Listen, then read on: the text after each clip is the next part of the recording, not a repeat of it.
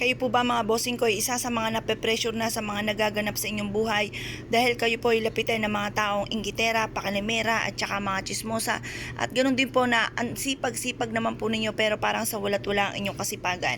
Huwag niyo po yung pagtisan, marami po tayong pwedeng gawin. Bukod sa sipag at tiyaga at huwag kang makakalimot magdasal at pagiging positibo dapat po sa buhay, kaya ayuda rin po ng salita ng mga magaganda. Subukan niyo po ito mga bossing. Ito po yung ating paminta at ganoon din ang ating asin. Humarap po kayo sa may silangan. Ibulong nyo po dito ang lahat ng mga pagsubok nyong pinagdadaanan at sabihin nyo dito hindi nyo na po ito muli pang mararanasan at masolusyonan na kung ano man ang mga problema nyong pinagdadaanan. At pagkatapos ito mga bossing, i-wish nyo rin po na sa pamamagitan ng iyong sipag at tiyaga at sa ganito mga pamamaraan at panalangin sa mahal na Panginoon, kayo po ay magtatagumpay sa buhay. Lahat ng mga pangarap nyo matutupad. Mabibili nyo lahat ang mga pangangailangan. At sabihin nyo na po dito kung ano man yung nais mo ninyo. Halimbawa, meron kayong negosyo.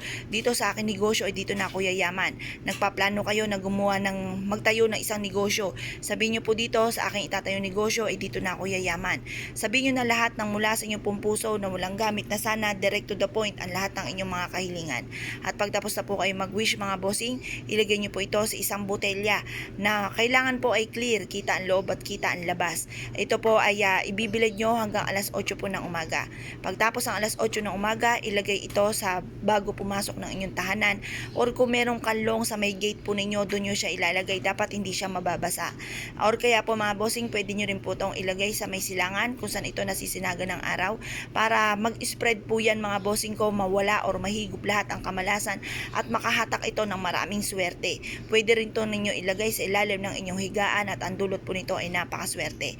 Kung kayo po ay naniniwala sa mga ganitong mga pamamaraan, simple pero napaka-epektibo po nito, subukan nyo na po itong gawin.